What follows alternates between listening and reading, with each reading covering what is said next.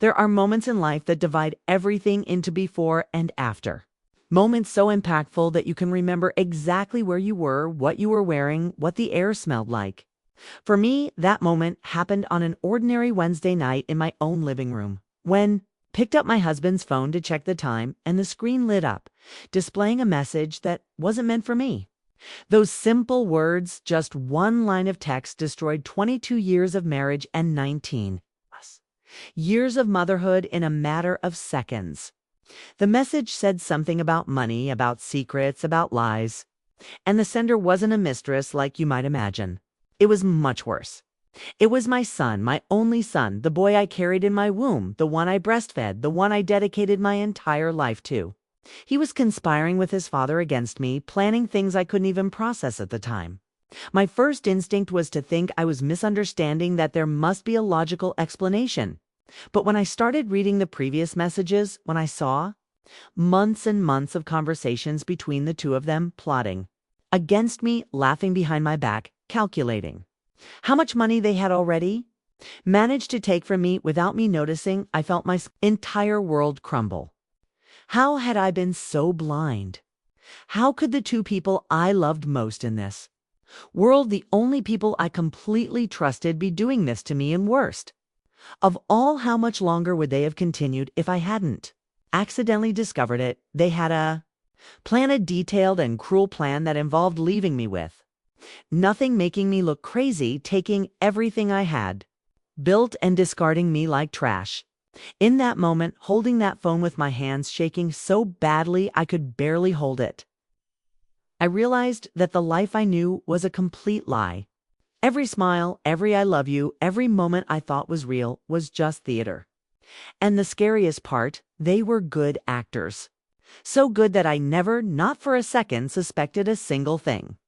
If you've made it this far, it's because you recognize that families aren't always what they appear to be on the surface, right? Sometimes the greatest betrayals come from within the home, from the people who should protect and love us unconditionally. Here on this channel, you'll find a safe space where real stories like mine are told without judgment, without filters. Just the raw truth of experiences that Mark lives forever. These stories will move you deeply, make you reflect on your own relationships, and perhaps even give you the strength to recognize toxic situations in your own life before it's too late. Subscribe to the channel now and be part of this community, where every story matters, where every pain is validated, and where you'll always be welcomed exactly as you are. Together we are stronger, and together we can transform our most difficult experiences into wisdom and growth. Now, join me as I tell you exactly how this discovery happened and how I managed to escape this seemingly impossible situation. My name is Rebecca, and this story begins long before that fateful night. I need you to understand who I was, what my life was like, to grasp the magnitude of what happened. I grew up in a traditional family in Seattle, an only child of hardworking parents who instilled in me values that I now realize were both a blessing and a curse. My mother always said that a good wife puts family above all else, that a woman's role is to create a loving home where everyone feels safe and happy. My father added that a real man needs a woman who trusts him completely, who doesn't question his decisions, who is his silent partner. I absorbed these teachings as absolute truths and lived my entire life striving to be the perfect woman my parents described. I met David when I was 23. I worked as a receptionist at a dental clinic, and he was a medical equipment representative who visited the clinic regularly. From the first moment, there was a chemistry between us. He was handsome, confident, and always knew what to say to make me laugh. He came to the clinic more often than necessary just to chat with me during my coffee break. After 3 months of flirting and chatting, he finally invited me to dinner. That first date was magical. He took me to a small, charming Italian restaurant downtown, pulled out my chair, ordered wine, and made me feel like the most special woman in the world. We talked about everything that night: our dreams, our fears, our families, our plans for the future. He told me he wanted to build a big, happy family, have children, a house with a garden, dogs, the full traditional American life. I wanted exactly the same thing. We dated for 2 years before getting married. They were 2 wonderful years where I truly believed I'd found my soulmate. David was attentive and romantic, took me on weekend trips, and introduced me to his entire family who welcomed me with open arms. His parents, George and Martha, were simple people who lived on a farm on the outskirts of town. They were delighted when David announced we were getting married. Martha cried with joy and said she'd always wanted a daughter, which she would finally have now. The wedding was beautiful, a small but elegant ceremony in the church David's family had attended for generations. I wore the dress my mother had worn at her wedding, altered to fit me. David looked impeccable in his navy blue suit, and when I said yes at the altar, I believed I was starting the rest of my life with the perfect man. The first few years of our marriage were wonderful. We lived in a small but cozy apartment, both of us working and saving to buy our first home. I had been promoted to clinic manager, and David was rising in his company, earning more and more commissions. We traveled together, hosted friends, and made plans for the future. When we finally made a down payment on a house in a family-friendly neighborhood in Portland where we'd moved for David's job, I felt like I was living a dream. The house had 3 bedrooms, a spacious yard, perfect for children to play in, and was on a quiet street full of other young families. It was exactly what I'd always wanted. I got pregnant 6 months after we moved into our new house. I found out on my 28th birthday, and it was the best gift I could have received. David was ecstatic with the news, called all his friends and family that same day, and started planning the baby's room. We discovered it was a boy at the 5-month ultrasound, and David insisted on naming him Brandon after his paternal grandfather, who had passed away a few years earlier. I agreed because I saw how much it meant to him, and because I thought it was important to honor family. The pregnancy was uneventful, without complications. I continued working until the 8th month and then took maternity leave. Brandon was born on a sunny May morning, weighing 7 pounds with a strong, healthy cry that echoed through the delivery room. When the nurse placed that little baby in my arms for the first time, I felt a love so intense it physically ached in my chest. I looked at David, who stood beside me with tears streaming down his face, and thought I couldn't be happier. We had literally created a life together. That tiny human being was half mine and half his, the physical embodiment of our love. How could I have imagined that 17 years later, that same baby would be conspiring against me? Brandon's first years were intense, as they are for any first-time mother. Sleepless nights, constant worries, daily learning how to care for a totally dependent human being. But I loved every second, even the difficult moments. David was a present father in the first few months, helping with nighttime feedings, changing diapers, and rocking Brandon to sleep. But gradually, as his work became more demanding, he began to withdraw from these responsibilities. He began traveling more, staying late at the office, spending entire weekends working on important proposals. I understood, or at least I told myself I did. Someone had to provide financially for the family, and if he was working so hard, it was for us. When Brandon turned 1, David suggested I stop working completely to dedicate myself full-time to raising our son. He argued that my salary was significantly lower than his, that I was wasting much of it on babysitting and daycare, and that it would be better for Brandon to have his mother at home. I initially resisted the idea. I liked my job. I liked having my own income, my financial independence. But David was persistent. He said he loved me and wanted to give me the opportunity to be a full-time mother, something he knew was my secret dream. And it was true. I truly dreamed of it. So I agreed, quit the clinic where I'd worked for years, and became a full-time stay-at-home mom. This decision completely changed the dynamic of our marriage, though I didn't realize it at the time. Without my own income, I became completely financially dependent on David. He controlled all the bills, made all the decisions about major expenses, and gave me a monthly allowance for household and personal expenses. He said he was protecting me from the stress of managing finances, that I already had enough to do, taking care of Brandon and the house. And I accepted all of this as normal, as the natural division of responsibilities in a traditional marriage. How stupid I was. Brandon grew up a lovely boy. He was smart, curious, and affectionate. He loved dinosaurs and superheroes, spending hours building things with Lego, inventing elaborate stories for his action figures. I was that completely involved mother, always present in every moment. I volunteered at his school, organized elaborate themed birthday parties, took him to swimming and soccer lessons, and helped with homework every night.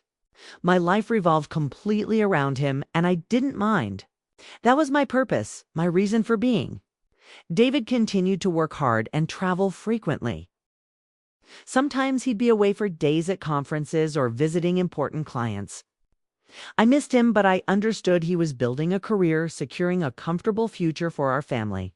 When he was home, he was a fun dad. He played with Brandon, took him to the park for basketball, and watched superhero movies with him. But the day-to-day responsibilities, the boring parts of fatherhood, like helping with homework, taking him to the doctor, and dealing with tantrums, always fell to me. I was the disciplinarian, the one who set limits, while David was the cool dad who only showed up for the fun times. As Brandon grew older and entered adolescence, I began to notice changes in his behavior. He became more withdrawn, spending hours locked in his room and resisting my attempts to talk about his day or his friends. I attributed it all to normal adolescence hormones and the quest for independence. I never imagined there was something deeper going on.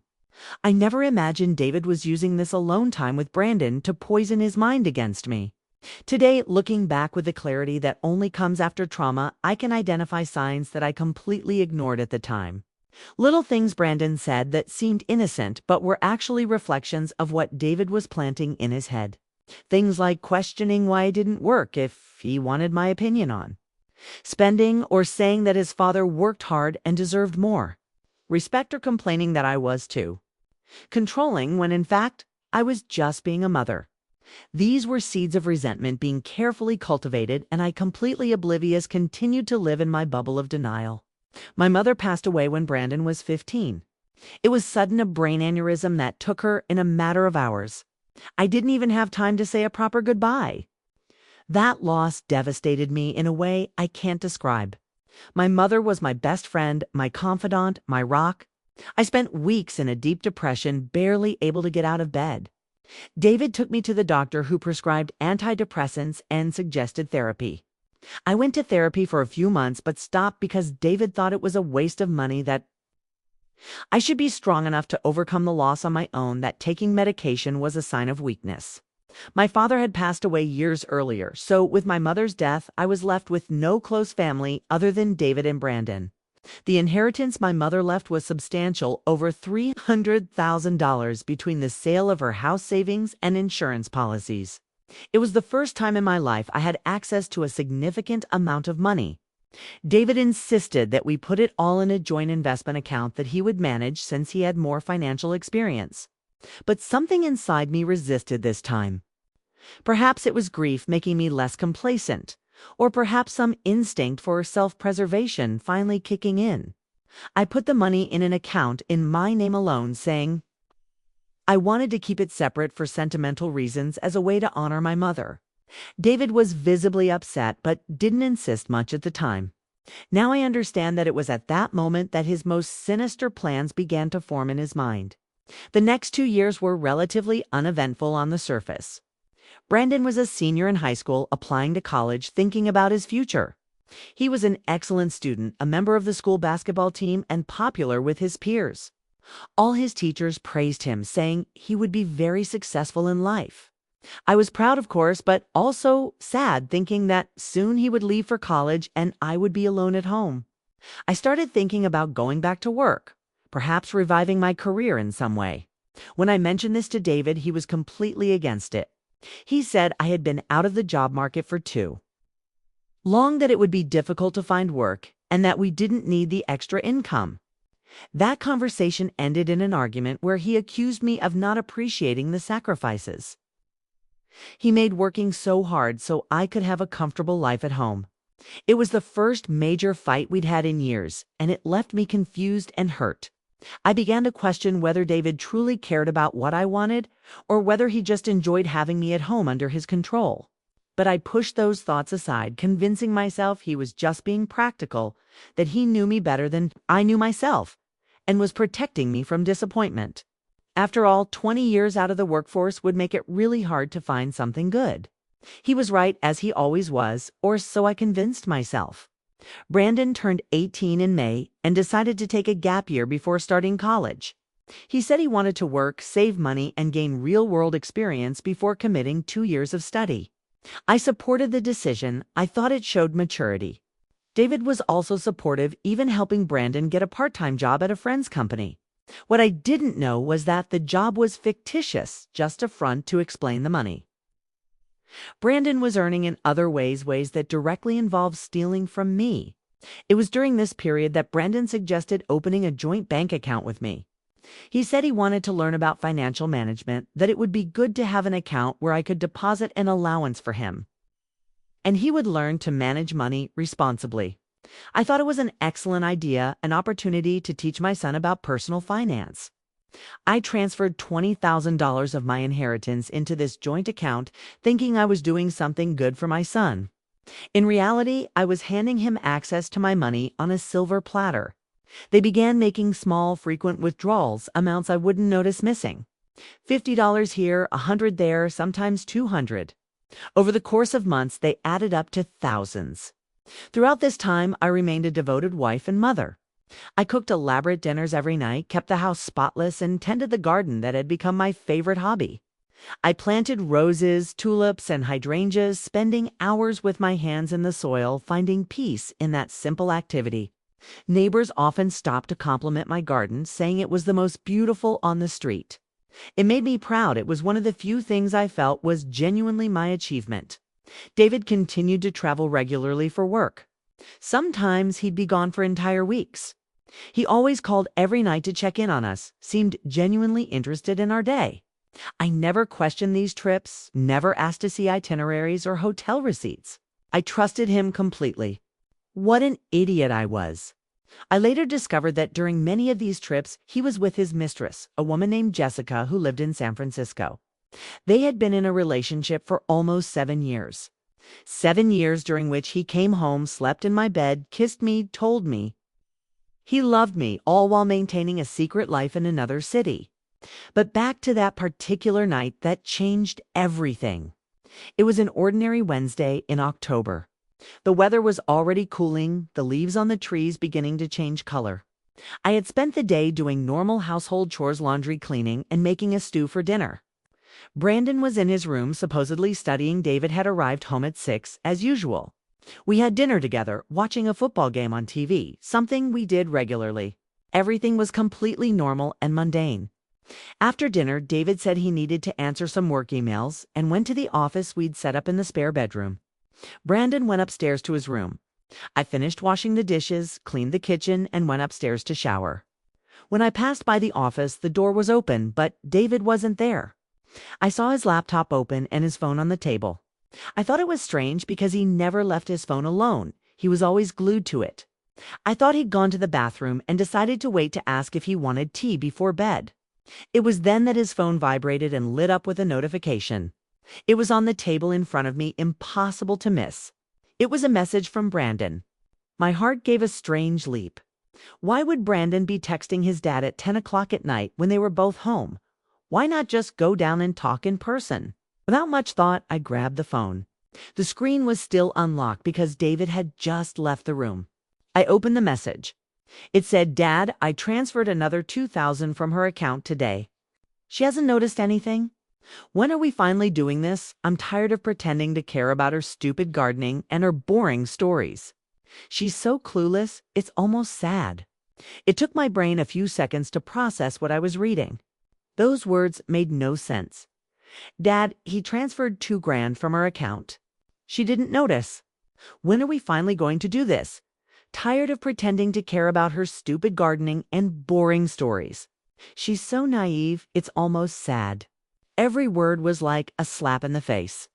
I reread and reread, trying to find another possible interpretation, but there was none. It was exactly what it seemed. My son was stealing from me and speaking about me with utter contempt, with my hands shaking violently. I began scrolling through the conversation. There were messages upon messages. Days, weeks, months of conversations between David and Brandon plotting against me. I saw messages from 6 months ago where David explained to Brandon exactly how to access the joint account and make transfers without leaving any obvious traces. I saw messages where Brandon complained that I asked too many questions about his spending, and David advised me exactly what to say to calm me down. I saw messages where they both laughed behind my back, calling me stupid, naive, useless. The more I read, the worse it got. There were messages where David said he was tired of pretending to love me, that he only stayed married to avoid losing half his assets and paying alimony, that I was a burden he had to carry. There were messages where he explained to Brandon that women like me were like parasites living off the backs of hardworking men without contributing anything of real value.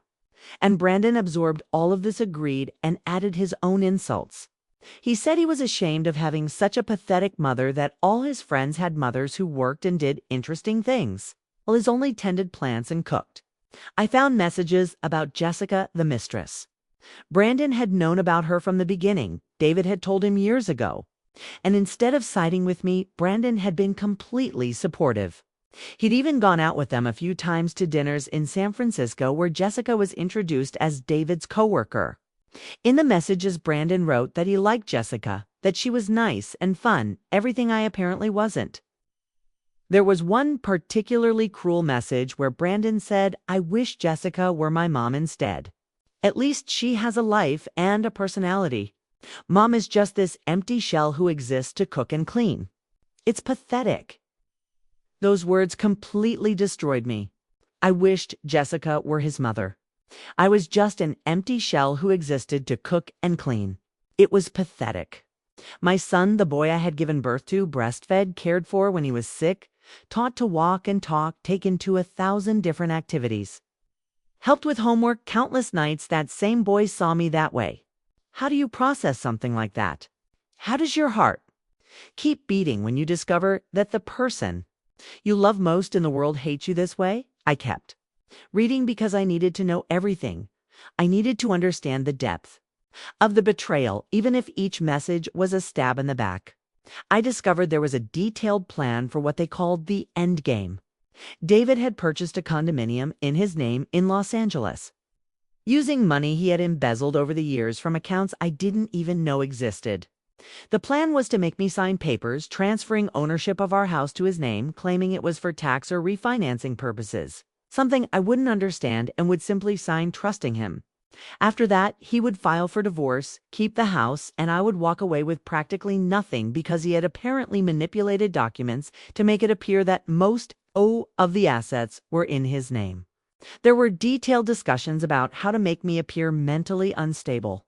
David claimed he had documented episodes over the years where I was allegedly acting irrationally, even recording conversations edited to make me appear confused and disoriented. The plan included potentially committing me to a psychiatric institution, claiming I was a danger to myself, which would give him complete control over my finances and property. Brandon was completely on board with all of this, even suggesting adding false testimonies of his own about how I was mentally deteriorating. My mother's inheritance money was obviously the main prize they wanted. They had already managed to steal nearly $100,000. Over the months, through the joint account and other means, I still didn't fully understand. But they wanted access to the rest, the $200,000 or so that remained in the original account in my name alone. The plan involved me adding David as a joint account holder as well, using the excuse of estate planning in case something happened to me. Once they gained this access, they planned to empty the account and begin divorce proceedings. There were even arguments about timing. David wanted to wait until after the holidays because I always hosted elaborate Christmas and Thanksgiving dinners, and it would be awkward to suddenly cancel, raising suspicions among friends and family. Brandon argued that they should do everything as quickly as possible because it was getting harder and harder to pretend. Because he couldn't stand listening to my stories and feigning interest anymore. They eventually agreed to execute the final plan in January, right after New Year's. That was only 3 months away. As I processed all of this, as my entire world crumbled around me, I heard footsteps in the hallway. David was returning. I quickly locked his phone and placed it back on the table exactly where it had been. My heart was pounding so hard I was sure he could hear it. I pretended to be looking through some papers when he entered.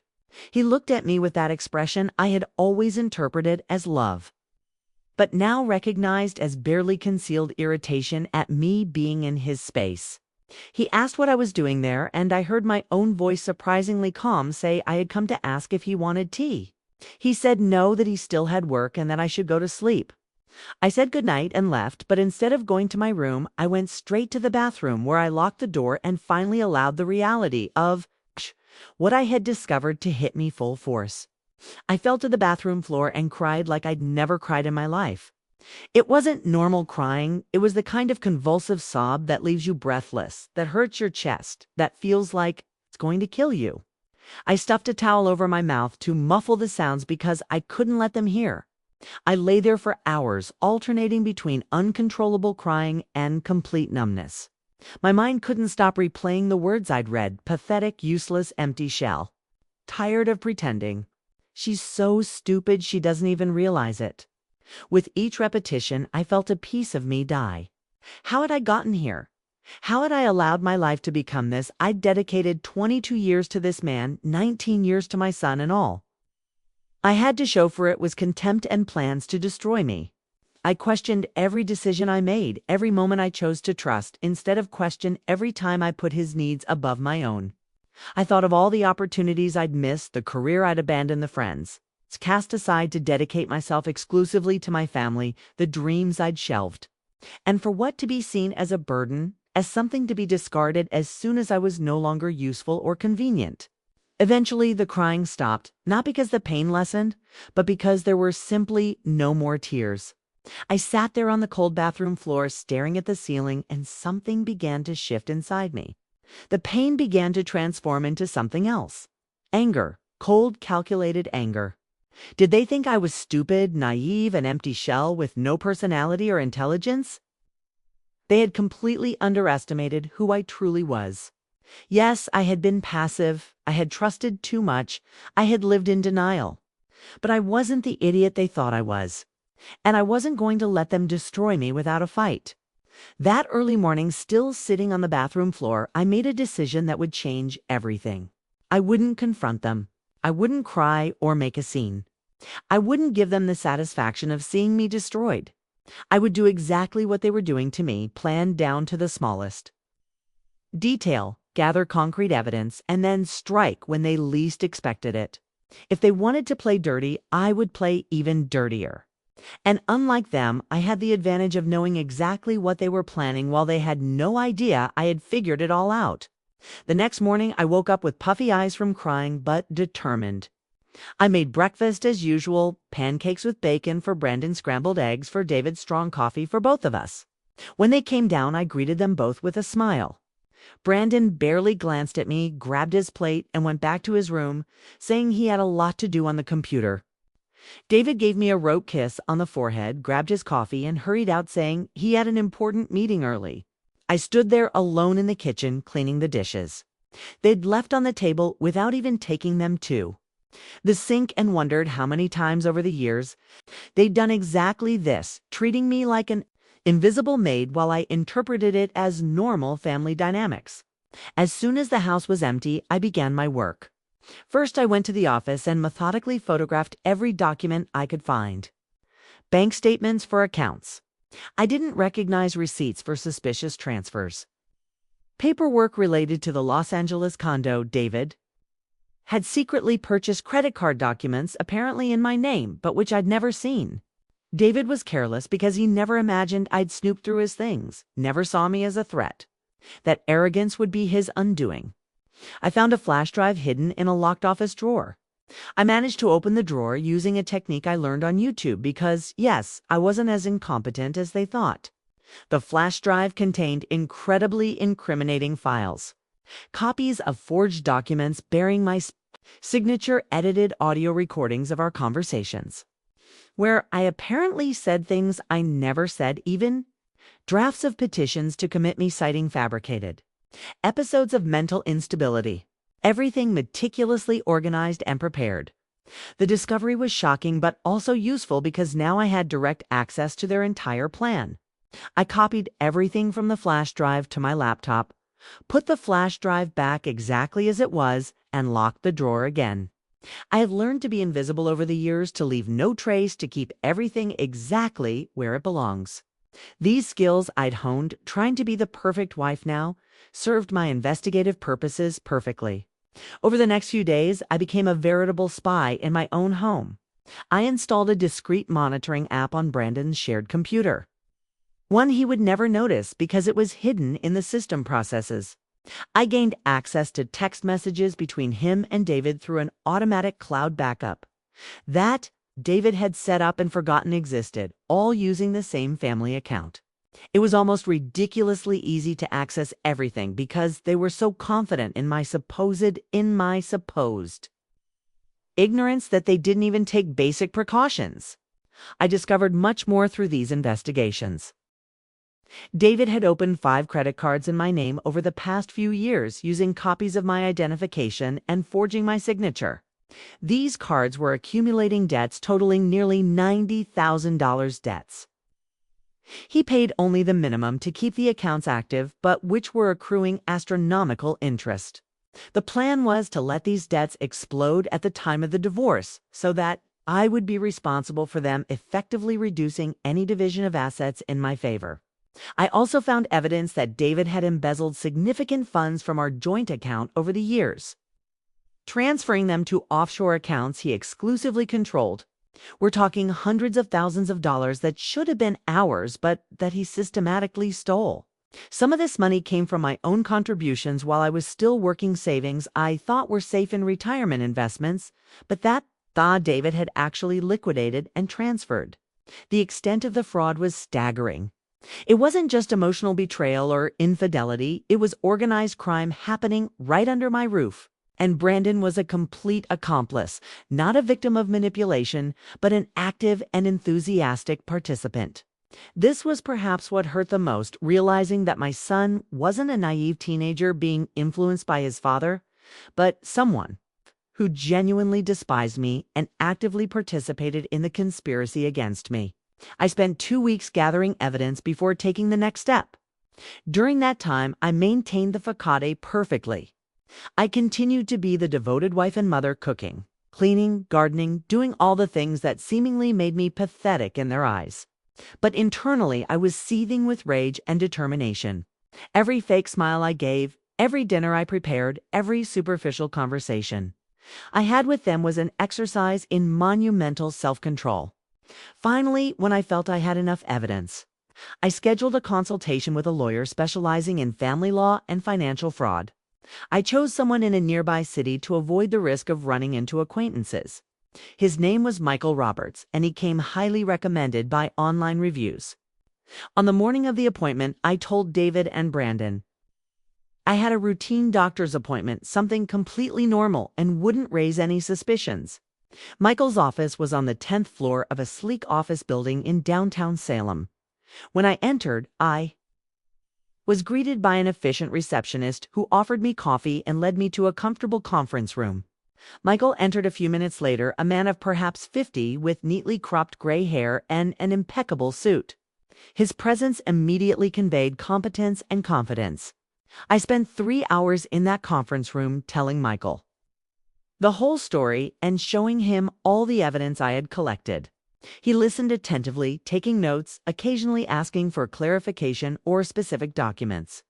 When I finished, he was silent for a long moment, just staring at the papers spread out on the table.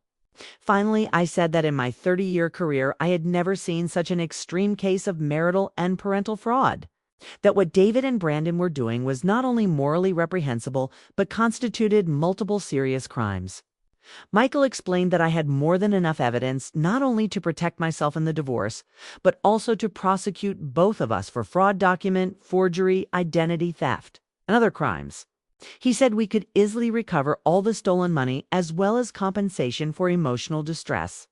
Most importantly, he assured me that I wouldn't emerge from this marriage as a helpless victim, but as a survivor, who would regain not only my finances, but also my dignity. We spent the afternoon planning every step. Michael contacted my bank and obtained a court order to immediately freeze all accounts David or Brandon had access to, including the joint account. He explained the situation to the bank manager, a man named Thomas, who was visibly shocked by the extent of the fraud. Thomas assured him that no further transactions would be permitted in these accounts without court approval, and that the bank would cooperate fully with the investigation. Michael also prepared extremely detailed divorce papers that not only requested dissolution of the marriage, but also included specific criminal charges with supporting evidence. We also prepared a petition for a restraining order that would prevent David and Brandon from approaching me or attempting to access any property or financial accounts. And perhaps most satisfyingly, Michael contacted the district attorney with all the fraud documentation, initiating an official criminal investigation. Throughout this process, Michael was incredibly supportive and understanding. She never judged me for being naive or not reading the signs. Instead, she repeatedly emphasized that I was a victim of sophisticated manipulation by people who were supposed to protect me, that there was no shame in what had happened to me. That validation was incredibly important because part of me still blamed myself, still questioning whether, I had done anything to deserve or cause this. I returned home that afternoon with a concrete plan, and for the first time in weeks, I felt something other than pain. I felt hope. I felt power. I felt control. I was no longer a passive victim waiting to be destroyed. I was an active combatant fighting for my future. And unlike them, I had the law and justice on my side, as well as irrefutable evidence of every crime they had committed. Michael suggested we make the confrontation public and unexpected for maximum impact, and to ensure they wouldn't have a chance to destroy evidence or flee. We agreed on a Friday morning when I normally shopped at the grocery store. I would tell David and Brandon that I had a bank appointment about the inheritance, its investments, something I'd casually mentioned a few times before to plant the seed. They would likely see this as an opportunity to execute part of their plan to get me to sign. Fraudulent paperwork. Perfect. During the days of preparation, it was surreal to maintain normalcy. I knew what was coming. I knew that in a matter of days, everything would explode. But they had no idea. David continued to leave early and return late, making his regular trips to San Francisco to see Jessica. Brandon was still locked in his room most of the time, only coming out to eat or when he went out with friends. And I continued to be the invisible presence who cooked, cleaned, existed only to serve. There was a particularly difficult moment a few days before the planned confrontation. It was Thursday night, and I had made a special dinner lasagna, Brandon's favorite dish. The three of us were sitting at the table, a rare occurrence because we usually ate at different times. David was talking about a big project at work. Brandon was fiddling with his phone, barely paying attention, and I was there serving, asking if they wanted more, if it was good. The scene was so perfectly normal, so mundanely familiar, that for a crazy moment I wondered if I had imagined it all, if the messages I'd read were real or some elaborate hallucination of a disturbed mind. But then Brandon said something that brought me back to reality. He complained that the lasagna was too salty, so dismissive, so full of contempt, that there was no doubt it was all real. Every cruel message, every plan to destroy me, every insult and mockery. That tone of voice, that look confirmed it all. And David didn't even defend himself. Just agreed that it was indeed a little salty, as if it were perfectly acceptable to speak to me that way. I simply apologized, as I had done thousands of times over the years, and continued eating in silence. Friday finally arrived. I woke up at 5 in the morning, even without an alarm, anxious and nervous. I took a long shower, trying to calm my nerves, and dressed carefully, choosing a simple but elegant outfit. I wanted to appear professional and in control. I applied light makeup to disguise the dark circles under my eyes from sleepless nights. When I looked in the mirror, I saw a different woman than the one who had been there a few weeks ago. She still had the same features, the same structure, but there was something fundamentally different in her gaze. There was strength where before there had been only submission.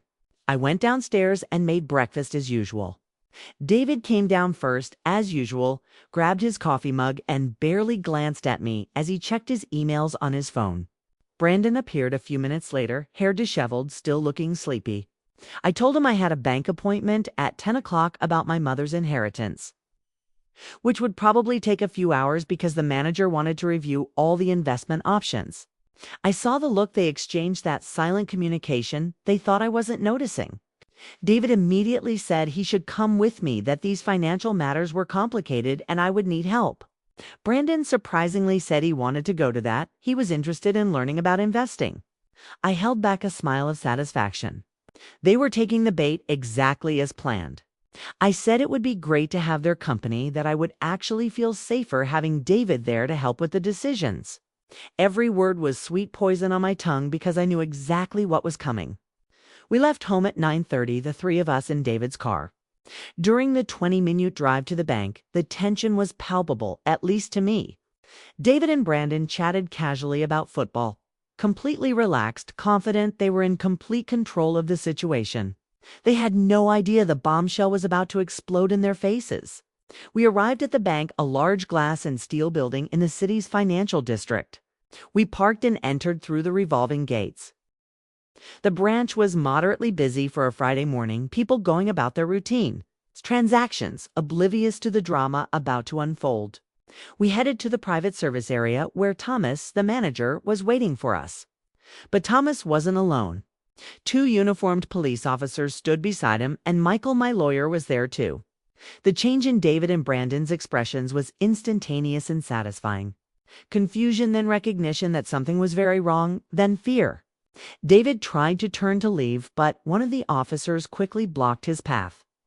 The other officer, a tall woman with her hair tied in a bun, stepped forward and began speaking.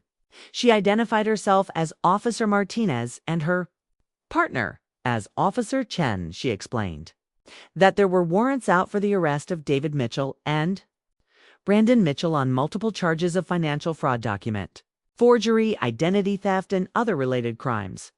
As she spoke, Michael approached me and placed a comforting hand on my shoulder, a simple gesture that gave me the strength to stand when my knees felt like giving way.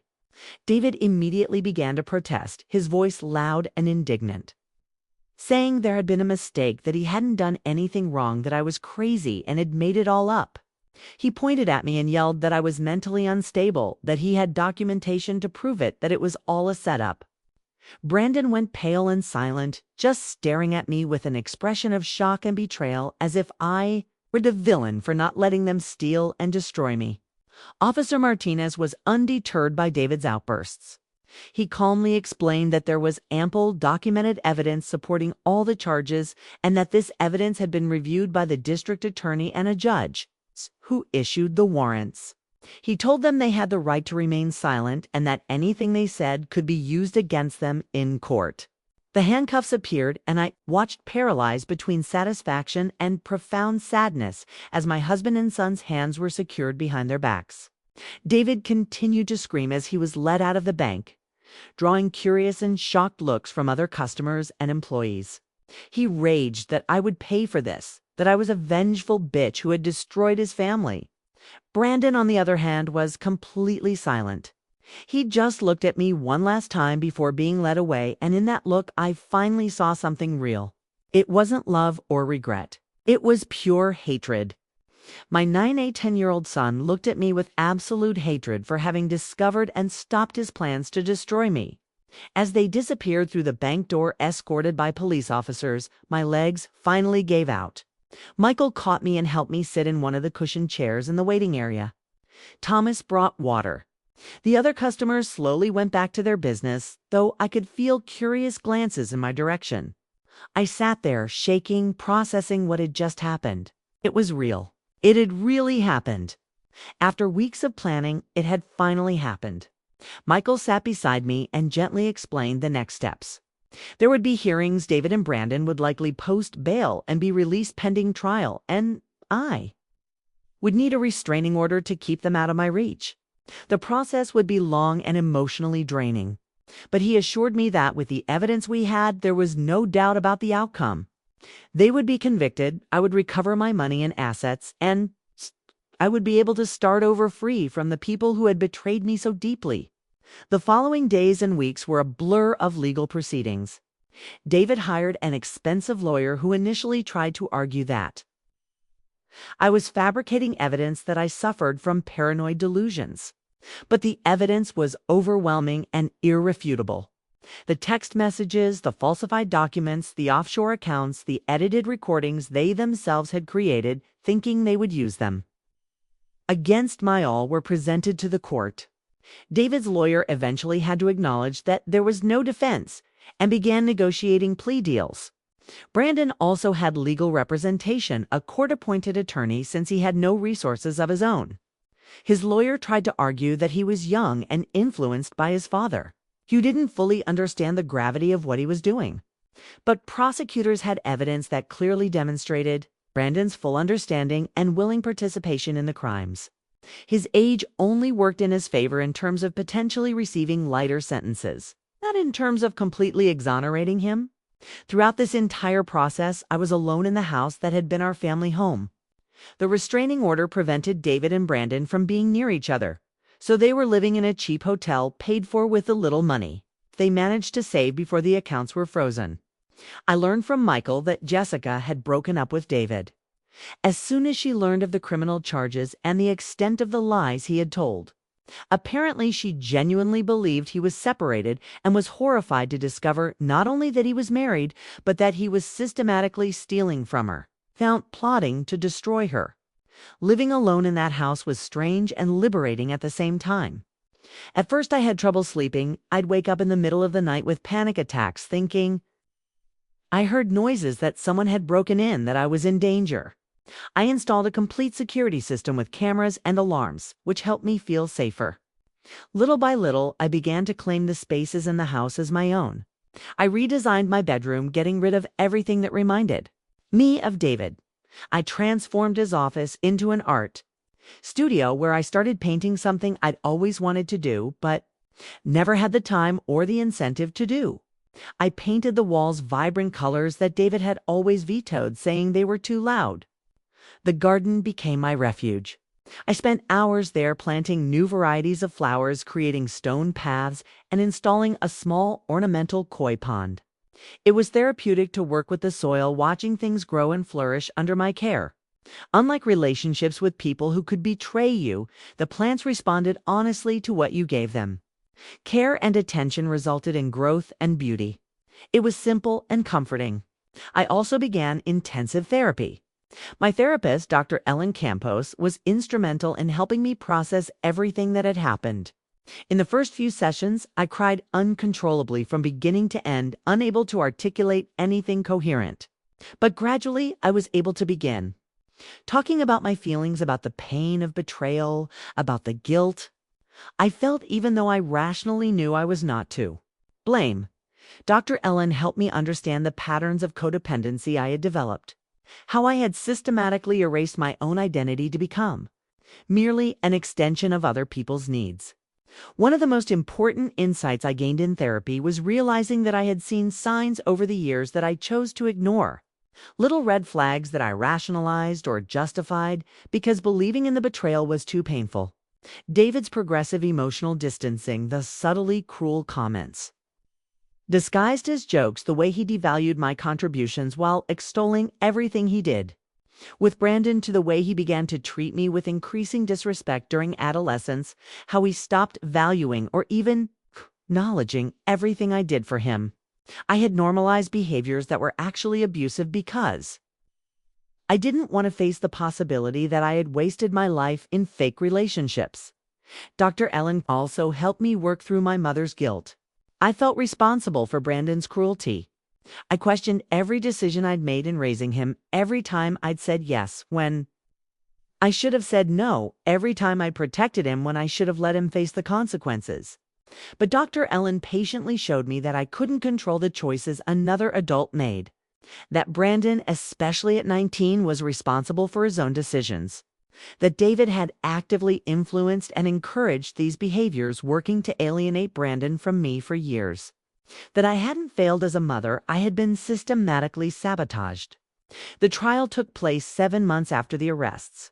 It was held in federal court due to the nature of the financial crimes, involving bank fraud and forgery that crossed state lines. I had to testify, which was one of the hardest things I've ever done. I had to sit there in front of a room full of strangers and recount the most intimate and painful parts of my life. I had to describe how I had been deceived, manipulated, and robbed by the people I loved. I had to present the cruel messages of scorn and ridicule. It was humiliating and devastating, but necessary. David showed no remorse throughout the trial. His lawyer continued to paint me as mentally unstable, as someone who had fabricated an elaborate case for revenge after discovering his affair. But the evidence didn't lie. Prosecutors presented forensic experts who confirmed the forgeries, technology experts who confirmed the authenticity of the messages and emails, and financial analysts who traced all the embezzled funds. It was overwhelming. Brandon also testified. His lawyer tried to make him appear remorseful, rehearsing a performance of tears and apologies. But when he was cross-examined by prosecutors, the facade quickly crumbled. He couldn't satisfactorily explain messages where he clearly demonstrated understanding and willing participation. He couldn't justify why he never came to me to tell me about David's plans if he was truly just a victim of paternal manipulation. The jury saw through the performance. The deliberations lasted only 6 hours. Both were found guilty on all charges. David was sentenced to 8 years in federal prison without the possibility of early release, followed by 5 years of probation. Brandon, due to his age and lack of prior criminal history, received a lighter sentence of 3 years in prison, with the possibility of release after 18 months for good behavior, followed by 5 years of strict probation. Both were also ordered to pay full restitution for all stolen funds plus interest and fines, totaling nearly $400,000. When the judge read the sentences, I felt a confusing mix of emotions. Relief that it was finally over. Satisfaction that justice had been served. But also a deep, inescapable sadness. This was my husband of 22 years being led away in handcuffs to prison. This was my son, the baby I gave birth to, being sentenced 2 years behind bars. No matter what they had done, part of me still remembered the good times. I still felt love for who they had been or who I thought they were. And this cognitive dissonance was exhausting and painful. The divorce was finalized quickly after the criminal conviction. With David in prison, there was no way to contest it. I kept the house, all remaining assets after restitution, and, of course, all the money from my mother's inheritance, which was fully recovered. The Los Angeles condominium was sold to help pay the restitution. The offshore accounts were located and repatriated.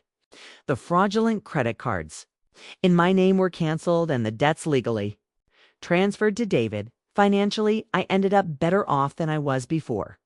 It all happened, which is ironic considering their goal was to leave me with nothing. But money doesn't buy peace of mind or emotional recovery. Those take time, hard work, and support. I continued weekly therapy and joined a support group for victims of family financial abuse, where I met other women with stories eerily similar to mine. Hearing these stories was simultaneously comforting and disturbing. Comforting because it made me feel less alone, less stupid for not having noticed. Disturbing because it revealed how common this type of abuse truly is. How many women are living in similar situations without realizing it or lacking the courage to act? One of the women in that support group, Sarah, became a close friend.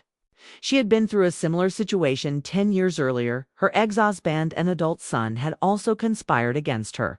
Hearing how she had recovered, rebuilt her life, and found happiness again gave me hope on my darkest days. Sarah showed me that it was possible not only to survive, but to thrive after this kind of trauma. She had gone back to school, completed a master's degree, and now worked as a counselor, helping other women in abusive situations. She had a loving boyfriend, a good relationship with her other daughters, who hadn't participated in the conspiracy and traveled regularly. She was living proof that there was life after betrayal. Inspired by Sarah, I began to think about what I wanted to do with the rest of my life. I was 47 years old, still had a lot of time ahead of me, and I didn't want to waste it, waiting or defining myself by past traumas. I decided to go back to school. I enrolled in a landscape design program at a community college, combining my love of gardening with professional skills. The classes were challenging after so long away from academia, but they were also invigorating. I loved learning. I loved being a student again. I loved having goals and purpose beyond serving the needs of others. Through the landscaping program, I began networking with other professionals in the field. I met a woman named Patricia who owned a small garden design company and needed help with the growing demand. She offered me a part-time position as a design assistant. I accepted immediately. It was exciting to use my creativity to create beautiful spaces for others. To see the joy on their faces when gardens transformed from ideas into reality. And the salary, though modest, was mine. Money I earned through my own work, not dependence on anyone. Gradually, very gradually, I began to feel like a whole person again. Not just a wife or a mother, but Rebecca, an individual with her own interests, a budding career, friends, a life. I still had bad days where the pain of betrayal returned with full force. Days where I questioned everything, where I felt stupid and used, where I wondered if I would ever trust anyone again. But those days became less frequent as time passed. David never tried to contact me after going to prison. Through Michael, I learned that he had been transferred to a federal prison in Arizona, far from anyone he knew. I had no interest in talking to or seeing him. That chapter was closed for good. The anger I felt toward him eventually turned to indifference. He became irrelevant, a person who existed in my life but no longer held power over my present or future. Brandon was more complicated. About a year after the sentencing, I received a letter from him. It had been delivered through Michael to ensure I wasn't forced to accept it if I didn't want to. I sat with that letter for weeks without opening it, just staring at my name written in the handwriting I knew so well. Eventually, in a therapy session with Dr. Ellen present for support, I opened it and read it. The letter was long, several pages handwritten. Brandon said he was sorry that prison had given him time to reflect and realize the magnitude of what he had done. He said he was in mandatory therapy and that the therapist was helping him understand how David had manipulated him from a young age, how he had internalized toxic values about masculinity and relationships. He asked for forgiveness, not expecting it, but saying he needed to ask anyway. He said he understood if I never wanted to see or speak to him again, but that he hoped that someday perhaps we could have some kind of relationship even. It was different from what it was before. Reading that letter stirred complicated emotions. Part of me wanted to believe the remorse was genuine, that my son still existed beneath all the hatred and cruelty. Part of me wanted the possibility of a future relationship because, despite everything, he was still my son and part of me still loved him. But another part, the part that had been traumatized and betrayed, was cynical. Was the remorse real or just a calculated performance to reduce his sentence or gain sympathy? How could I ever again trust someone who had looked at me with that hatred, who had written those cruel things, who had actively worked to destroy? Dr. Ellen helped me process these conflicting emotions. She explained that I didn't need to decide anything immediately, that forgiveness wasn't all or nothing but an ongoing process, that I could choose to keep the door open for a possible future reconciliation without forcing myself into anything now. That my feelings were valid, all of them, even the conflicting ones. I decided not to respond to Brandon's letter at that time. I told Michael that if Brandon tried to contact me again in the future, I would consider it, but for now, I needed to focus on my own recovery. Approximately 18 months after the sentences, I received news that Brandon would be released from prison on early parole for good behavior. The news made me anxious. While he was incarcerated, there was a safe physical and emotional distance. But now he would be free in the same city, and we could potentially cross paths in public places. The restraining order was still in effect. He couldn't legally approach or attempt contact, but it was still unsettling. Michael assured me that there was strict monitoring for parolees, that Brandon would have to follow strict rules, including mandatory therapy, regular meetings with a parole officer, and a ban on leaving the county without permission. Any violation, and he would be immediately returned to prison to serve the remainder of his sentence. That reassured me somewhat, but not completely. A few months after Brandon's release, Sarah invited me to a networking event at the nonprofit where she worked. It was a charity gala to raise funds for women who have been victims of domestic abuse. I was initially hesitant to go. I wasn't comfortable at large social events, and I'd always been more introverted. But Sarah insisted, saying it would be good for me that there were interesting people to meet, and that I might even find professional opportunities for my emerging garden design business. I ended up buying a new dress for the occasion, something I hadn't done in years. I chose an elegant, simple navy blue dress, nothing too flashy, but one that made me feel beautiful and confident. The gala was held at a sophisticated downtown hotel, the ballroom beautifully decorated with flowers and soft lights. There were perhaps 200 people. They're all dressed up with live music playing soft jazz in the background. It was a completely different atmosphere from anything I was used to. Sarah introduced me to several people throughout the evening. We spoke with the organization's director, an impressive woman named Janet, who had founded the organization after surviving severe domestic abuse herself. I met other survivors who are now using their experiences to help other women. I met donors, volunteers, and professionals from various fields, all dedicated to the cause.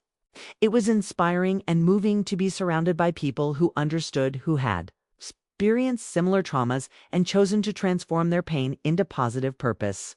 It was at that gala that I met Thomas, a man who would change my perspective on relationships and the possibility of trusting again. He was a family law attorney who did pro bono work for the organization, helping women with complicated divorces and restraining orders. Sarah introduced us during a break between speeches. Thomas was about my age, maybe a little older, with brown hair streaked with gray at the temples and gentle blue eyes that made you feel instantly at ease. He had a warm smile and a way of speaking that conveyed genuine interest in what you were saying. We spoke briefly that first night, mostly about his work and how he'd gotten involved with the organization. He mentioned that his younger sister had been through an abusive relationship years ago, and her experience had motivated him to dedicate a significant portion of his career to helping other women in similar situations. There was something about him, a genuine kindness and humility that was refreshing and attractive. But I was still too hurt, too cynical about men in general to consider anything more than casual professional knowledge. Over the next few months, I ended up seeing Thomas regularly at events for the organization where I had also begun volunteering. We always chatted when we saw each other, conversations that gradually became deeper and more personal. He knew briefly about my story through Sarah, but never pressed for details, waiting patiently until I felt comfortable sharing. And when I did, he listened with genuine empathy and understanding, without judgment or pity. It's just a validating acknowledgement of the pain I had experienced. Thomas had been divorced for 5 years, childless, a relationship that had ended amicably. When they both realized they wanted different things in life, he admired the work I was doing both professionally in landscape design and as a volunteer helping other women. He said the resilience I demonstrated was inspiring. Gradually, very gradually, I began to realize I was developing feelings for him, and it terrified me. The idea of opening my heart again, of becoming vulnerable with another man, seemed impossible. How could I trust after everything I'd been through? How could I believe someone was genuine when I'd been so completely deceived before? I discussed these fears extensively with Dr. Ellen. She reminded me that not all men were like David, that it wasn't fair to punish Thomas for crimes someone else had committed against me. But she also confirmed that my fears were natural and that there was no rush, that I should go at my own pace. It was Thomas who eventually made the first move, asking me to dinner. Not as a charity event or a professional meeting, but specifically as a date. He said he understood if I wasn't ready, that he wouldn't take it personally if I declined, but that he wanted to be honest about his feelings because he felt there was a special connection between us. I was paralyzed with fear for a moment, every instinct telling me to refuse to keep my distance. But then I thought about Sarah, how she had managed to find love again after her trauma. I thought about Janet and other women I knew who had rebuilt lives filled with healthy relationships. If they could do it, maybe I could too. I accepted the invitation with reservations and trepidation, but I did.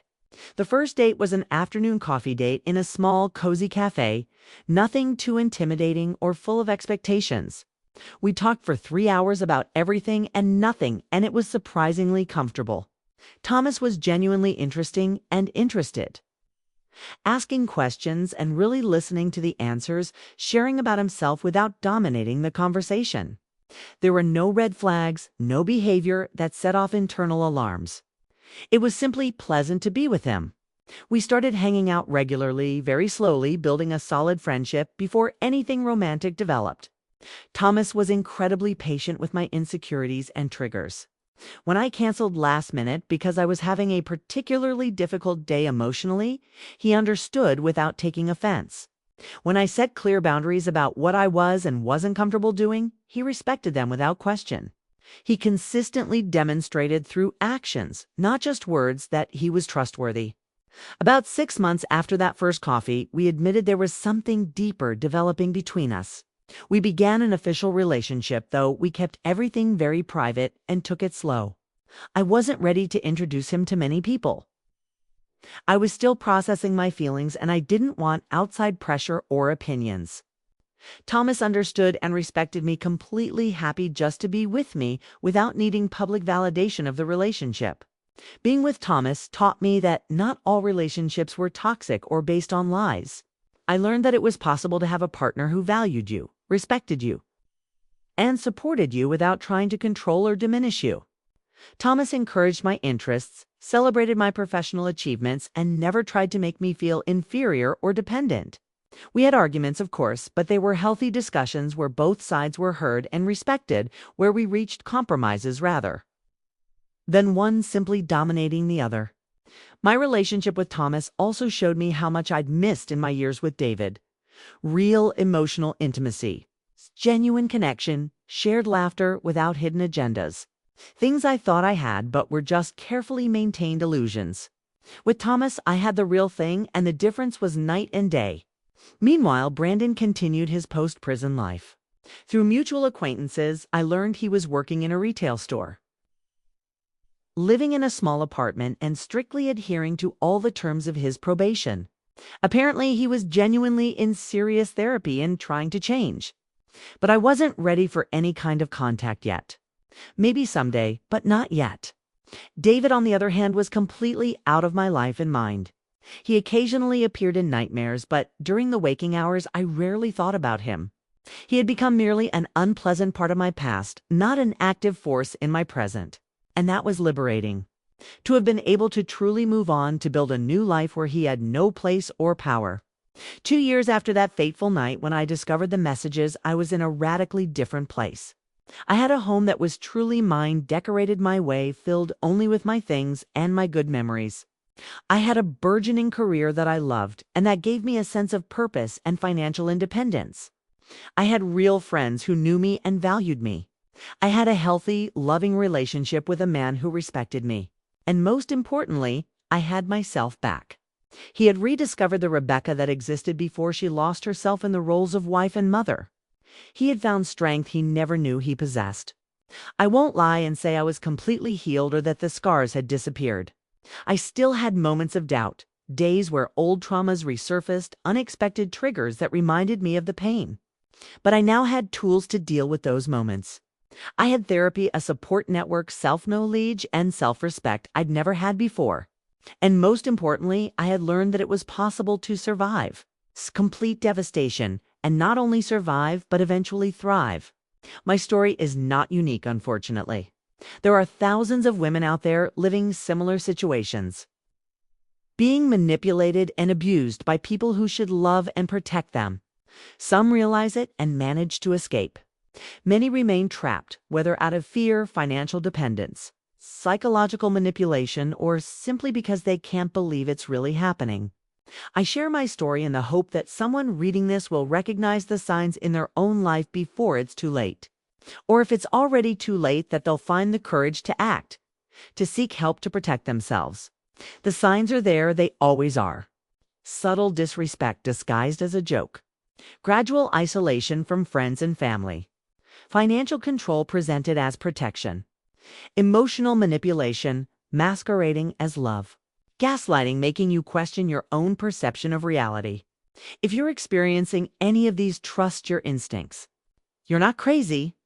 You're not overreacting. And you deserve better. For those who are abusers, if you're reading this and recognize these behaviors in yourself, know that it's never too late to change. The consequences of your actions will eventually come, but it's better to face them and work to be better than to continue causing harm. Seek therapy, do the hard inner work necessary to understand why you act this way, and learn healthy ways to relate. Change is possible if you genuinely want to change. Looking back now on everything I've been through, I can finally see clearly. That night when I picked up David's phone and saw Brandon's message was a blessing in disguise. Yes, it was the most painful moment of my life. Yes, it triggered months of trauma and suffering. But it also freed me from a life that was slowly destroying me without me realizing it. It forced me to wake up, face the truth, and make difficult but necessary choices. It gave me the opportunity to start over while I still had the time and energy to build something better. If I had discovered it 10 years later, after I'd given even more of myself after, I was older and potentially without the resources to start over, it would have been infinitely harder. The timing, painful as it was, ended up being relatively favorable. And today, despite everything, I'm grateful I discovered it when I did. My final message to anyone going through a similar situation is simple. You are stronger than you think. It seems impossible to get out. It seems like you won't survive the pain and trauma. But you will. It will be difficult. It will be a long process. There will be days when you want to give up. But on the other side, there is freedom. There is peace. There is the possibility of an authentic life where you are valued and respected. It's worth the fight. You are worth the fight.